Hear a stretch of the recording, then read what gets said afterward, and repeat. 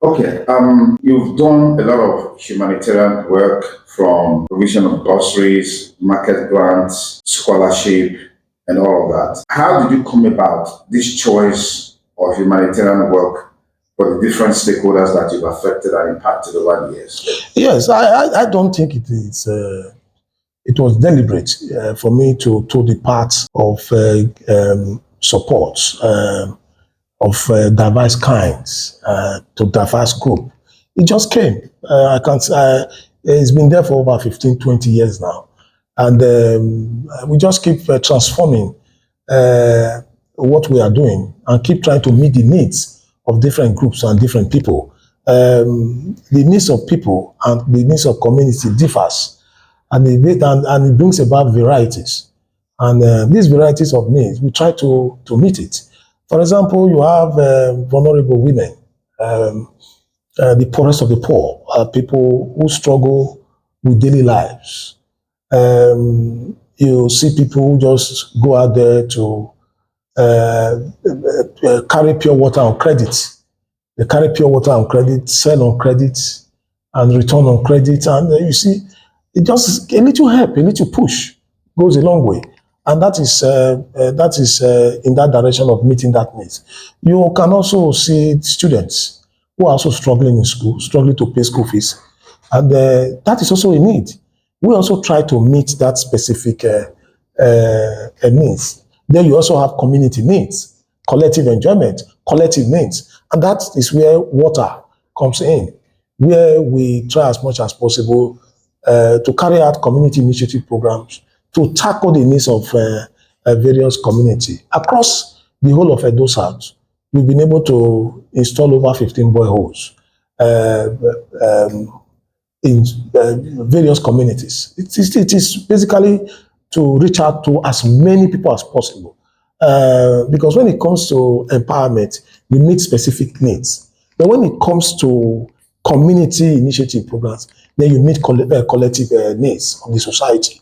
And that is what we have been able to achieve over the years, where you see our provision of water meeting the needs of so many people. And I think it is to actually meet the needs of people. That is why we have been able to do what we have done. The little resources will be constrained with resources, and but even despite that, we've been able to meet the needs because, of course, we are determined. Determination, selflessness, sacrifice is because I will always have a need myself. But if I consider the fact that I always have a need, I won't be able to do anything. There is always a need. I can tell you, I've not done this, I've not done this, I've not done this. Over the last 20 years, I can say, and I want to thank God that I have not prioritized myself. I have put the people first. I have put the need of others first. And that has helped me in managing this art of generosity. It's basically putting people first. Because if you want to say yourself, you won't be able to do it because there's always need. You will always have needs till death. It is about selflessness, about sacrifice, and about putting people first. Those who feel that these humanitarian work, they are politically motivated, what would you say to them? Yes, I want to always say that it doesn't matter to me because what matters to me is that it's transforming lives. People are benefiting, they are enjoying it. Um, in and out of political seasons, we've been doing what we are doing, and I'll continue to do it because, of course, as far as I'm concerned, I have a calling to continue to do it. It's my calling. Giving is my calling. I say it every day and I don't hide it. I give more than I pray. Giving is my prayer point. So it has nothing to do with politics because in and out of that political season, in and out of political cycle, I give anyway. So when I'm contesting, I give. If I'm not contesting, I give. When I'm campaigning, I give. If I'm not campaigning, I give. So it doesn't really make any difference to me. But what the difference is making is that it's benefiting. You can't go and tell somebody that is fetching water now. The water doesn't know whether the person that is coming to fetch water is a politician. It doesn't know whether you are black. It doesn't know whether you are white. It doesn't even know whether you are a Christian. Nor does it know whether you are a Muslim. As long as you need water, you are a human being. You fetch that water. So it is meeting the needs of the people. Ours is basically meeting the needs of the people. And that is where we are getting it right. This Friday, you have a special grant, which is part of your humanitarian work. Yes. Give us the thrust in terms of the background to this grant. Is it a loan which people can pay back after some years? Is it something that you question? What is it about, and what's the expectation? We have been giving grants. Grant is free money. That's the meaning of grant, free money to people over the years. It's something that we've been doing. It's something that I've done many years. I don't believe in borrowing people money. Even in a personal relationship, I don't borrow money. I give you what I can afford to give you. I hate to go back and begin to ask about that money. I don't like it. Where I'm expecting you to pay back and you are not paying back, and I'm chasing you. I've never done it in my life because I hate it. So I give what I can afford to give. And that is exactly what I'm also doing when it comes to giving to the people. The money we are giving on the 30th, and that is on Friday, is a free money to petty market women, petty traders, struggling mothers, widows. And that also include men that we have shortlisted who are also struggling. So we are giving them 100,000 naira. There are about 77 of them. That is about 7.7 million naira. And we are giving them, and it's free. We are not expecting them to pay back. It is to add value to their business or their businesses, whatever they are doing. Some of them are just petty traders who are selling bole, who are selling plantain by the roadside. Some of them are just water. They sell sachet water. They go and carry on credit and sell and return the sales. So you imagine you give such a person, and if you ask him how much have you, he will tell you it's just 5,000. So you give such a person 100,000. If you add value to what he or she is doing, it is to meet those. It is basically to meet the needs of the poorest of the poor. Those are the lowest bottom, and this will also help in raising their standard of living. And that is what we are doing. It is not to be paid back, and it is not a loan. It is free money. And when we give it to them, we expect them to use the money to improve their businesses. That is the essence of doing it. Last year, you gave out tricycle, motorcycle, sewing machines, grinding machines, and a lot of other empowerment, items to different people. Can you speak a little bit on that, and then tell us why there's a change from that to cash grants this year? Yes, it is varieties of needs. Last year, we decided to meet the needs of people through materials by giving materials, giving them machines, sewing machines, grinding machines. Then you have people who are already in the trade, some of them who are into fashion business, but they don't have money to buy facilities, they don't have money to buy equipment. So we buy for them. That's what we did last year. We have people like the keke nape people who are running their keke like a union, and some of them don't even have keke to drive anymore. But that keke that we gave to them is to help them, help those union members who are going through serious problems. They use it to help themselves. If you go to medical store, they manage that keke and they are using it to meet the needs of their union members. You see, and the keke is running, but the money goes to the union. So anyone that doesn't have keke to drive rely on the little money that comes from that particular keke. So that is what is happening. So, and it's transforming. I wish I have money. I just wish I have more money. I wish I'm a billionaire. I would have been able to identify all these keke across the state and help them in that direction. Because you have so many of them who just go there, sit down, they don't have keke to drive, they don't have anything, and they go back home at the end of the day without getting anything. But if you have 2, 3 keke that is in the pool for them, they are able to also help themselves. You see, there are so many needs. in the society. Some of them are so subtle, some of them you don't recognize them, but they are there. And just a little help here and there goes a long way in alleviating their sufferings. And that is what we did last year. This year, we decided to monetize. We decided to say, no, this year, let's give them cash. This is to make them, to give them that flexibility.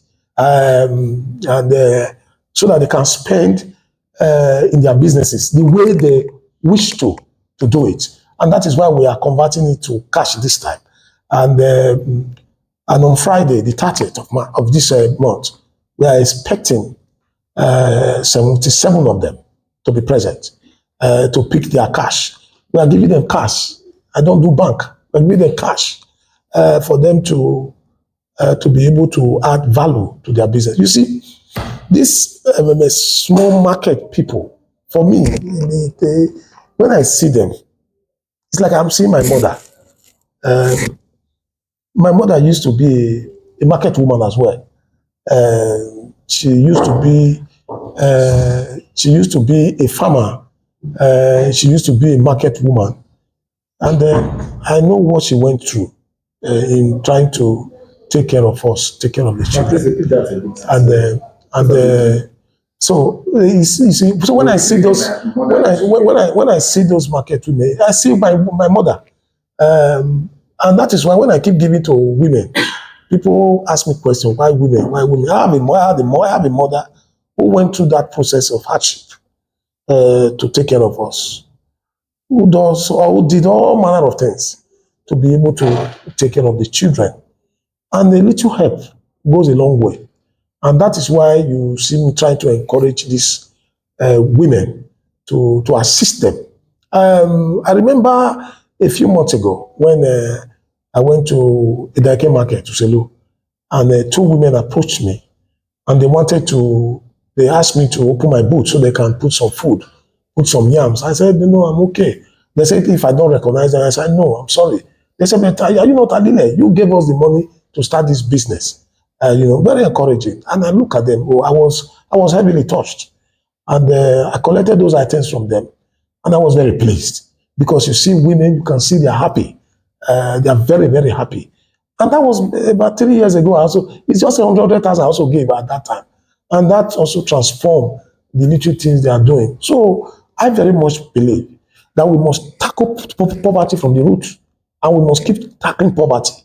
The inequality must be checked, and a situation where the gap is so wide is not healthy for society.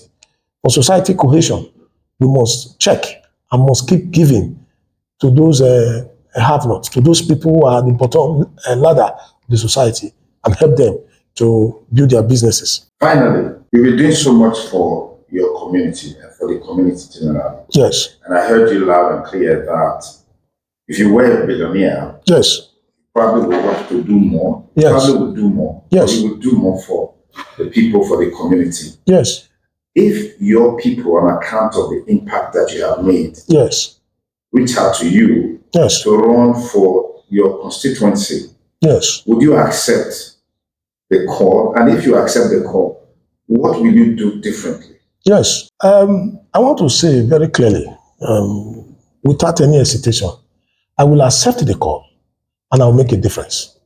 And I've told my people that I have a program in my mind that I intend to do if given the chance to serve them. I have said it again and again that in my first 2 years in office, I will build 50 houses, 50 self-contained houses for the poor. I'll give 25 houses to Igor and 25 houses to Ipobalka. I'm not joking. It is something that keep people ordinarily that cannot buy a land will be given a house.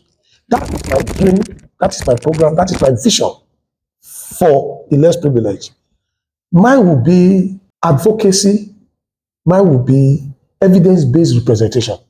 It's not going to Abuja to sit in Abuja, speak all the grammar, and the people at home are suffering. No, it's going to be a practical representation. You see all the activities on ground, you see the evidence on ground, and while you also see through representation at the plenary. And these are the two things that I will do. And I'll make sure that we reduce poverty to the minimum. Mine is to bring out programs that will tackle poverty in all areas, so that at the end of the day, we'll be able to say, yes, we have done much. Now, the major problem, one of the major problems that we have is electricity, where you have even small businesses are dying. Little businesses are dying because there is no light, and they cannot afford self-help in terms of providing electricity for themselves. But I want to say that a lot of areas where you are having transformer problem, if you see basically the area of distribution, I will make sure it's going to be one of my major programs in very many communities. We'll make sure that all these outdated transformers that have been there for the past 50 years, where population have outgrown the transformer, those are the things we are going to tackle to ensure that our people get electricity to do their businesses. And I promise myself that in these two local governments, I should be able to give about 50 transformers in my 4 years of representation. So these are some of the poverty-related interventions that we are going to do, things that are not encouraging businesses, issues that are not encouraging, that keep aiding poverty in every aspect of our lives. We'll tackle them, and we'll continue to do empowerment. For me, once I am there, I'll continue to do empowerment. I will use my salary to do empowerment. Here, as I'm here now, I'm using my salary for the youth. I pay some people because, of course, we need to know how to intervene in the lives of the people. That is the only way we can say we are building a society. You cannot build a society when there is alienation. You can't build a society where there is segregation. You cannot build a society where the gap between the rich and the poor is so wide. You cannot build a society where there is economic oppression. It's very, very clear. We need to get that very clearly.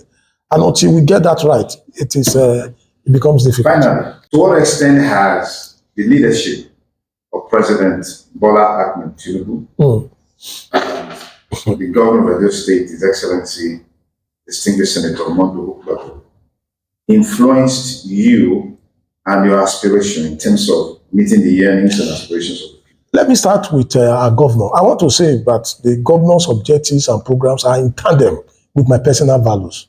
My personal values are known over the years. And that is why I want to say that for me, I have started to campaign for second term for the governor. He has done well. Over the last 1 year, he has been tremendous in achievement. The whole Benin, look at the whole Benin, it's turned to construction site. Everywhere, roads are being constructed, schools are being renovated. Over 10,000 people have been employed in this state since he came. Over 5,000 teachers employed, health workers employed. We've not had this so good. And look at from here to Edo Central, that used to take us 6 hours. It takes less than 2 hours now. You are in Uromi. You just go to the roads. It's done. It's done. Everywhere is done. You go to Edo North.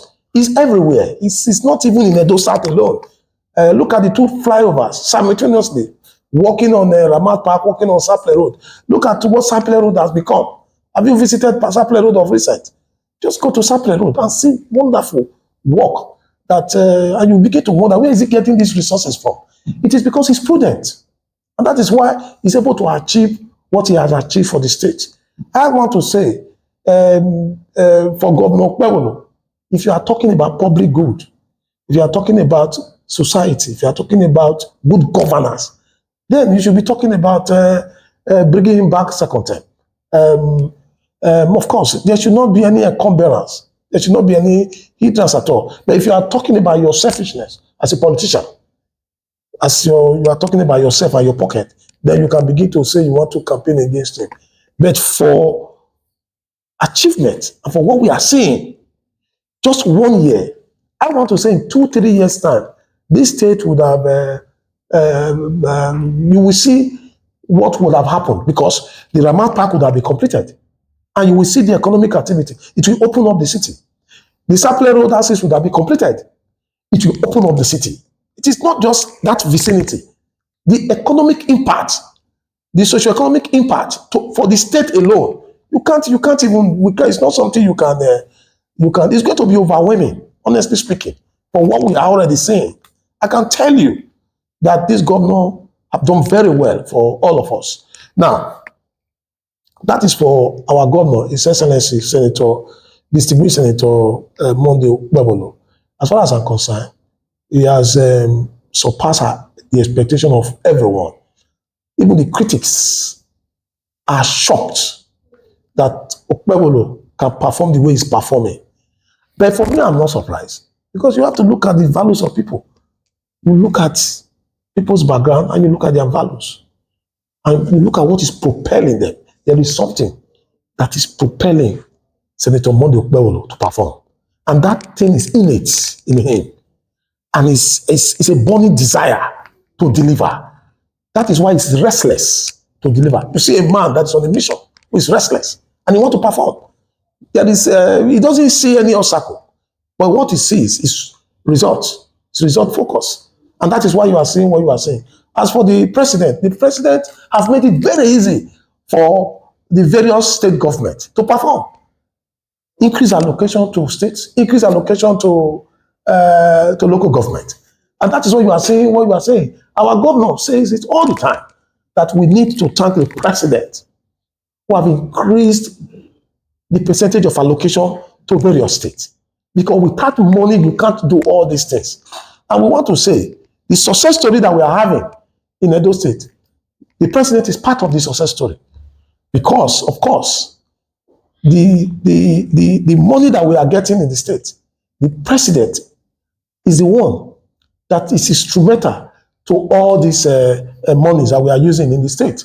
And as for the economy of the country is getting better and better. We are experiencing, for the first time, you see food crashing. You see fuel crashing.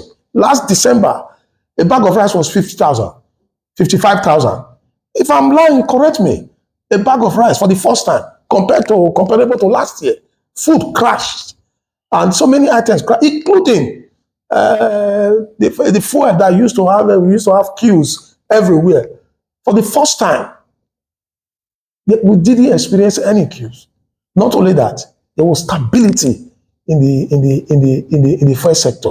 So, as far as I'm concerned, if you look at the performance of the Mr. President, the performance of our governor, you can see some collaboration.